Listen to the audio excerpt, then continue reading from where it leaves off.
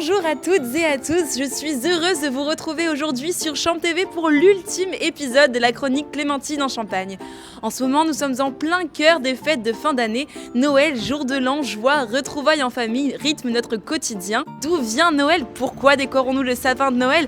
Qui est le Saint-Sylvestre du 31 décembre? C'est ce que nous sommes allés vous demander aujourd'hui sur Champ TV.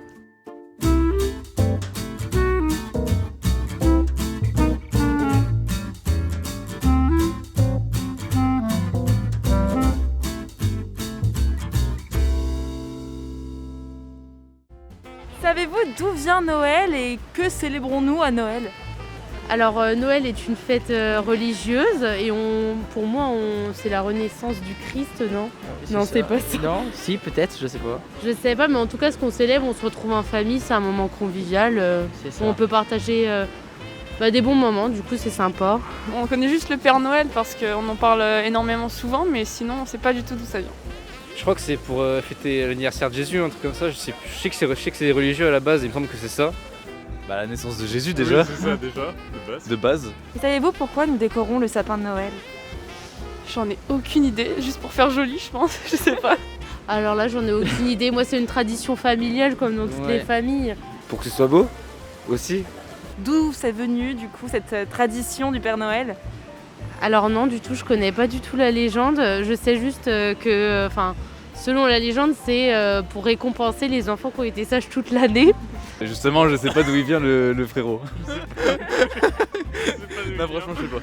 D'après ce que j'ai cru entendre, de base il était vert et il est devenu rouge au fur et à mesure des années. C'est Coca-Cola je crois, depuis qu'a lancé le Père Noël rouge, il me semble. Moi je pensais qu'il était inspiré de Saint-Nicolas, un truc comme ça. Dernière question, du coup le 31 décembre, on célèbre Saint-Sylvestre. Est-ce que ça vous évoque quelque chose? Pas du tout. Saint-Sylvestre. Saint-Sylvestre, non, je savais pas c'était Saint-Sylvestre le 31. Non, Non. je savais pas non plus. Ça devait être un saint, un apôtre de Jésus, non? J'en ai aucune idée. Je savais même pas qu'on fêtait la Saint-Sylvestre le 31, donc je sais grave pas qui c'est. Chaque année, Noël prend place le 25 décembre. Et sachez que cette date a toute son importance. Avant d'être le jour de la naissance du Christ dans la religion catholique, les cultes païens célébraient ce jour comme celui du solstice d'hiver. L'empereur romain Augustin désignera d'abord ce jour comme Dies Natalis Solis Invicti, le jour du soleil invaincu, une divinité solaire proclamée protecteur de l'Empire. C'est lors de la christianisation de l'Empire que cette date fut tout naturellement choisie pour commémorer la naissance de Jésus. C'est d'ailleurs cette nativité que l'on représente dans les traditionnelles crèches avec leurs santons. Pour terminer sur l'aspect religieux, les fêtes de Noël sont également l'occasion pour les catholiques de se réunir au cours de 4 offices. La messe de l'Emmanuel, la messe de minuit, la plus connue, la messe de l'aurore et finalement la messe du jour. Voyons ensemble quelques symboles de cette période en commençant par le sapin de Noël. Cet arbre présent dans nos salons a fait son apparition en France au XVIe siècle en Alsace, même si l'on retrouve des cultes arboricoles dès le Moyen-Âge. À l'époque, il est décoré de pommes et de confiseries. C'est lors de l'annexion de l'Alsace et de la Lorraine par la Prusse en 1871 que les habitants fuyant l'occupation ont répandu cette tradition sur le reste du territoire.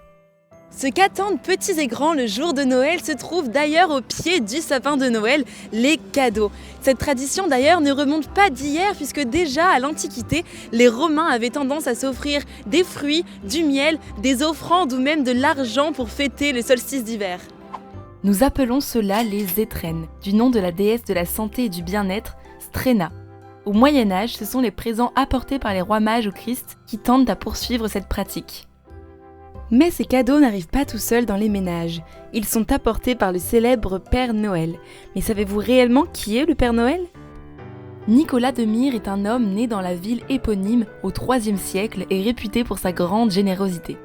La légende voudrait même qu'au cours de l'un de ses voyages, il ressuscita des enfants sauvagement assassinés par un boucher. Vous l'aurez reconnu, il s'agit de Saint Nicolas, saint patron des enfants que nous célébrons le 6 décembre, jour de sa mort, surtout chez nos voisins européens. Il se trouve qu'aux Pays-Bas, Saint Nicolas se dit Sinterklaas, et ce personnage sera emmené aux États-Unis au XVIIe siècle avec les immigrés hollandais. Les protestants l'intégreront aux festivités du 25 décembre, Sinterklaas deviendra Santa Claus. L'écrivain Clement Clarke Moore lui donnera son traîneau, ses rênes et son apparence moderne dans un de ses poèmes. Le Père Noël est né. Ensuite, les illustrations du personnage s'enchaînent jusqu'aux publicités de la marque Coca-Cola dans les années 30, qui finalement sont loin d'être à l'origine du personnage. Pour terminer, le Père Noël sera ramené sur notre continent par les Américains après la Seconde Guerre mondiale.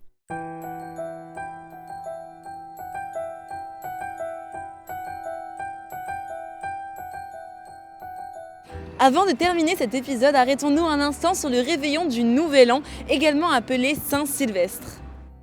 Sylvestre Ier était un pape de l'Antiquité sous le règne de l'empereur romain Constantin. Si l'on en croit les récits, le pontife aurait miraculeusement soigné l'empereur de la peste, le poussant alors à se convertir au christianisme. On lui attribue aussi la victoire contre un dragon et la résurrection d'un taureau.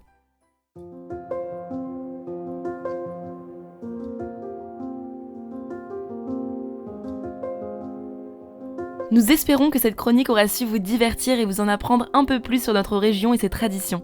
Bien qu'il soit temps pour nous de vous dire au revoir, nous tenons absolument à vous adresser nos remerciements. Merci tout d'abord à Champ TV pour avoir rendu ce projet possible. Je profite donc de ce dernier épisode pour vous remercier très sincèrement pour votre suivi et votre soutien pour la chronique Clémentine en Champagne, tant sur les réseaux sociaux que votre participation pour les micro-trottoirs.